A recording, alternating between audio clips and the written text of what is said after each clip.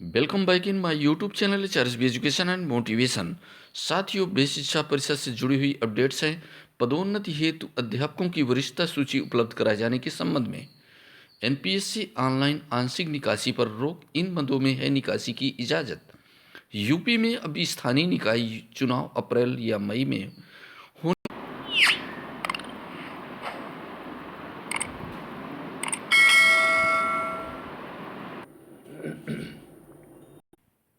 NPS online आंशिक निकासी पर रोक, इन मदों में है निकासी की इजाजत।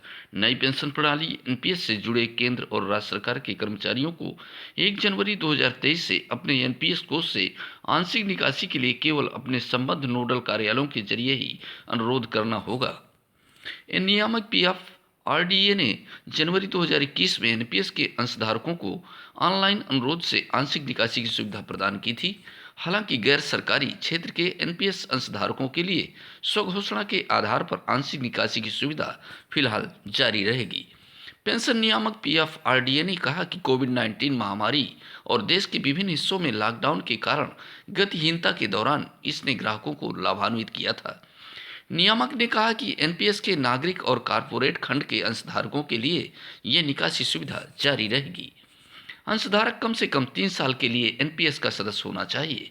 निकासी राशि अंशधारक के योगदान के 25% से अधिक नहीं हो। अंशदान की पूरी अवधि के दौरान अधिकतम 3 आंशिक निकासी की अनुमति है। निकासी की अनुमति केवल निर्दिष्ट कारणों में मिलती है। पहला, बच्चों की उच्च शिक्षा। दूसरा, बच्चों की शादी। तीसरा, आवासीय घर की खरीद या निर्माण के लिए। चौथा, गंभीर बीमारियों के। नगर निकाय के चुनाव अप्रैल या मई में होने की संभावना। ताजा घटनाक्रम के बाद यह तो साफ हो गया है कि निकाय चुनाव कम से कम 3 महीने के लिए टल जाएगा। राज्य सरकार को हाईकोर्ट के आदेश के आधार पर पहले आयोग का गठन करना होगा। इसकी देखरेख में पिछड़ा वर्ग को आरक्षण देने की प्रक्रिया तय करनी होगी।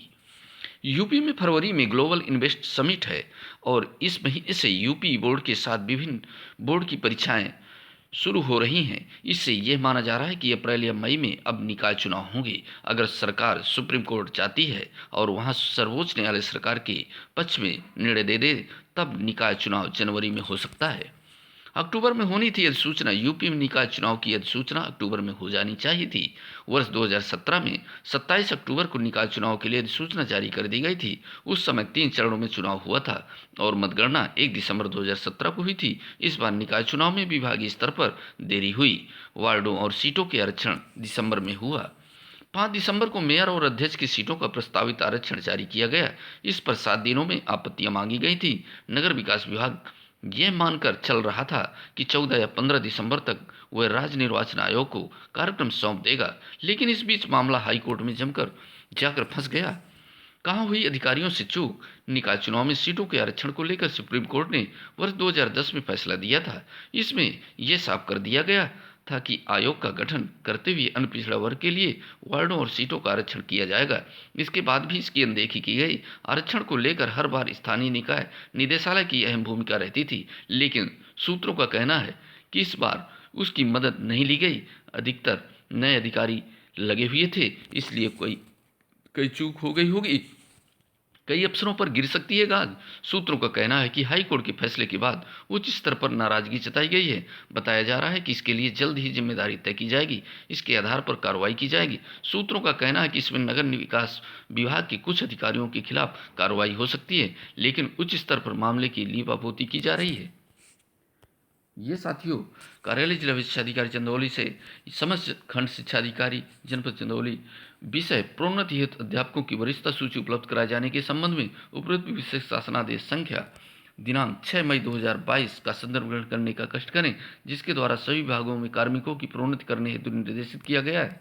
उसके अनुपालन में निर्देशित किया जाता है कि आप अपने विकास क्षेत्र के परिषदीय प्राथमिक विद्यालयों में कार्यरत प्रधानाध्यापकों, उच्च प्राथमिक विद्यालयों में कार्यरत सहायक अध्यापकों, कंपोजिट विद्यालय में कार्यरत प्रधानाध्यापकों, प्राथमिक स्तर एवं सहायक अध्यापक उच्च प्राथमिक स्तर की सूची उच्च प्राथमिक विद्यालयों में प्रधानाध्यापक पद पर प्रोन्नति हेतु प्रारूप 1, प्राथमिक विद्यालयों में कार्यरत सहायक अध्यापक, कंपोजिट विद्यालय में कार्यरत सहायक अध्यापकों की सूची प्राथमिक विद्यालयों की प्रधानाध्यापक, उच्च प्राथमिक विद्यालयों में सहायक अध्यापक पद पर प्रोन्नति हेतु प्रारूप 2 पर उपलब्ध कराना सुनिश्चित करें। सूची प्रारूप एवं प्रारूप 2 पर एरियल 10 फॉन्ट में एक्सेल तथा हार्ड कॉपी पर 1 सप्ताह में उपलब्ध कराना सुनिश्चित करें। श्री सत्येंद्र कुमार सिंह, जिला विशिष्ट अधिकारी, चंदौली। ये साथियों बहुत ही महत्वपूर्ण आदेश है जो समस्त जनपदों हेतु स्कूली शिक्षा महानिदेशक के द्वारा यह आदेश निर्गत किया गया था 6 मई 2022 को कि प्रमोशन किए जाने के संबंध में शिक्षकों के प्रधानाध्यापक और सहायक अध्यापक उच्च प्राथमिक विद्यालय हेतु, लेकिन अभी तक ये स्थिति बहुत ही धीमी चल रही थी, लेकिन अब शुरुआत हो रही है। जल्द ही आपके भी जनपद का आदेश निर्गत होगा साथियों। ये आप इसी प्रकार के अपडेट्स पाते रहें तो इस चैनल को सब्सक्राइब कर लीजिएगा। यदि यह वीडियो पसंद आए तो वीडियो को लाइक कीजिएगा। नए वीडियो के साथ मिलेंगे, तब तक के लिए जय हिंद, जय भारत।